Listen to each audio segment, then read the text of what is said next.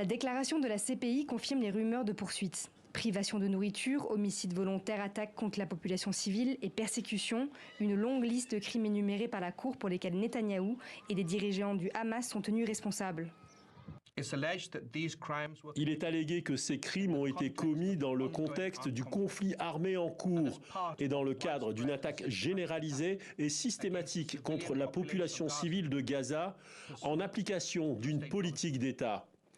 Malheureusement, ces crimes se poursuivent encore aujourd'hui.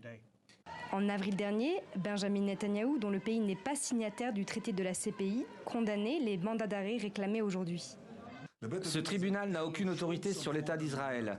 La possibilité qu'elle émette un mandat d'arrêt pour crime de guerre à l'encontre de commandants de Tsahal et de dirigeants de l'État est un scandale d'une ampleur historique. Ce sera la première fois qu'un pays démocratique, qui lutte pour sa vie selon toutes les règles du droit international, sera accusé de crime de guerre. Dès l'annonce de la CPI, la réplique n'a pas tardé.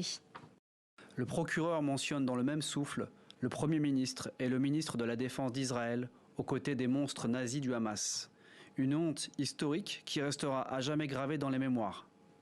Des propos réitérés par Benny Gantz, membre du cabinet de guerre israélien.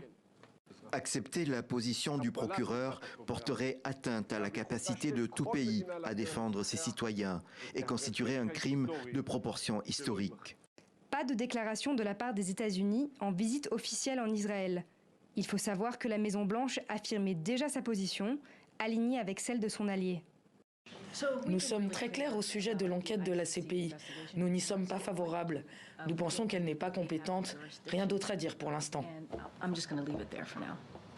Alors qu'Israël intensifie ses opérations au sol, principalement dans l'est de Rafah, ici, à Tel Aviv, les résidents s'offusquent. Je ne sais pas si cela va se produire ou non, je suis choqué de lire les titres. Mais Israël a toujours été au-dessus du lot. En fait, Israël est la référence en matière de guerre éthique. À partir d'aujourd'hui, un panel de 3 juges examinera pendant 2 mois les preuves amenées par le bureau du procureur. Une étape clé qui déterminera si la procédure va de l'avant.